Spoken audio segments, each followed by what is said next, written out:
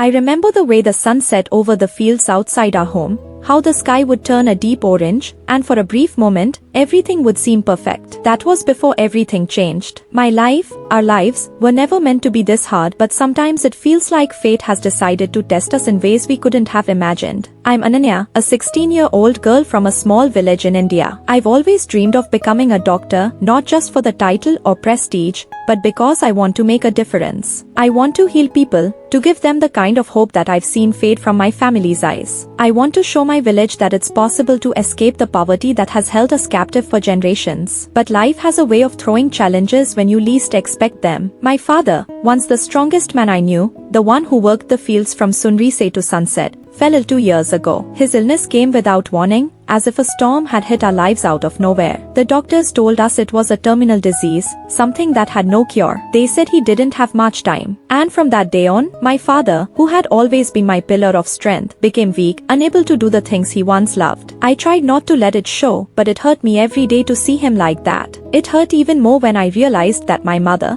who worked tirelessly as a seamstress, was struggling to keep us afloat. She would stay up late into the night, her hands working through the fabric as I sat beside her, trying to study. But it was hard to concentrate. How could I focus on my books when my father's health was deteriorating? How could I think about the future when my family's present was slipping through my fingers? But I had to. I had no choice. I couldn't afford to be weak, not when my family needed me. So, every morning, I would wake up before the sun, help my mother with the household chores, and tend to my father. He used to tell me stories about how he wanted me to become a doctor, how he knew I had the power to change lives. Those words stayed with me, especially on the darkest days when I felt like giving up. School became my refuge. I would walk miles every day to get to class, my books heavy in my bag, my heart heavy with the weight of my responsibilities. I would be the first to arrive at school, my feet dragging with exhaustion, but I pushed myself to keep going. My classmates would talk about their problems, who failed a test, who had a fight with their friends, but I couldn't join in. My problems were different. I couldn't afford to let anyone know what I was going through. The teachers, though, they saw me. They saw the tiredness in my eyes, the way I struggled to keep up. But they didn't judge me. They helped me. They gave me extra lessons when I asked for them, and when I struggled to stay awake in class, they would let me take a break. I think they knew I was fighting for something bigger than just grades. I was fighting for a future that seemed so far out of reach. At night, after my family had fallen asleep, I would sit in the corner of our tiny home, a single candle flickering beside me, and I would study. I studied everything I could get my hands on, books about medicine, biology, and anatomy. I knew that knowledge was my only way out. It was my ticket to freedom. But no matter how hard I worked, I could feel the weight of my responsibilities dragging me down. I couldn't remember the last time I had a full night's sleep. My body ached from the constant running around, from taking care of my father, my mother, and keeping up with schoolwork. It was a relentless cycle. Some days, I didn't know how I could continue. I wanted to cry, to scream, to let the pain out. But there was no time for that. One evening, after I had fed my father and tucked him into bed, my little brother Arjun came up to me. He was only 8, but he always seemed to know when I needed comfort. He sat next to me, his small hand reaching up to hold mine. "Didi," he said in his soft voice, "Papa will get better. You'll be a doctor soon. And everything will be okay." His words were like a balm to my aching heart. But they also broke me. He had so much hope, so much faith in me. How could I let him down? How could I tell him that I was scared, that I didn't know if I could make it? I cried that night. For the first time in a long time, I allowed myself to cry. I cried for everything that had gone wrong, for all the sacrifices my family had made, and for the dream that felt so far away. But as I cried, something inside me shifted. I realized that I couldn't let go of my dreams. Not for myself, and not for Arjun, who believed in me more than anyone else. The next day, I woke up with a renewed sense of purpose. I couldn't change what had happened to my father, and I couldn't change the hardships my family faced. But I could keep going. I could keep fighting for my dream, for a future where I could make a difference. I started asking for help, something I had never done before. I told my teachers about my struggles, and they offered to help me when I needed it. I asked my friends to help care for my father when I couldn't be there, and they did, without hesitation. It wasn't easy. There were still days when I felt like giving up, when the weight of it all was too much to bear. But every time I felt like I couldn't go on, I thought of Arjun, of the love and faith he had in me. I thought of my father's proud smile when he saw me studying, of my mother's tired but hopeful face. And that's how I made it. I made it because I had something worth fighting for. I had my family, and I had my dream. The road ahead is still long, but I know now that I will never give up. I'll keep studying, I'll keep working, and I'll keep moving forward. Because I know that one day, I will be a doctor, I will help my family, and I will help my village. I'll make sure that no one ever has to suffer the way we did. And when that day comes,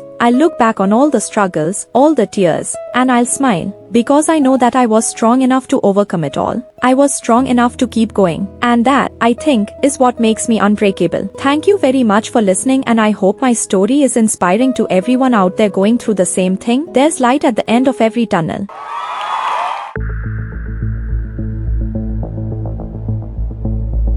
I've walked through shadows, felt the cold in my bones, carried the weight of a world all alone.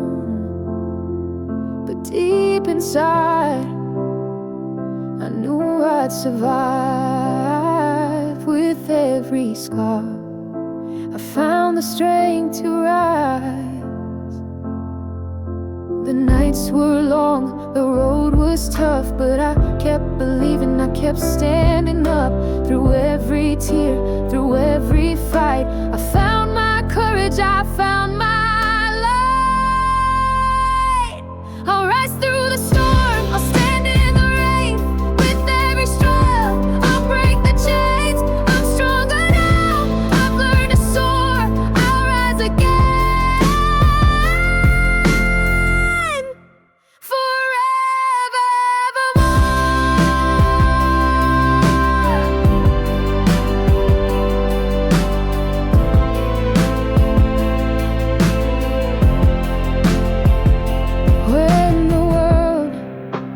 Try to pull me down, I held my ground. I didn't drown. Hope was my anchor, faith was my guide. And with each battle, I grew inside. The nights were long, the road was tough, but I kept believing, I kept standing up. Through every tear, through every fight, I found my courage, I found my light. I'll rise through the storm, I'll stand in the rain. With every struggle, I'll break the chains. I'm stronger now, I've learned to soar, I'll rise again.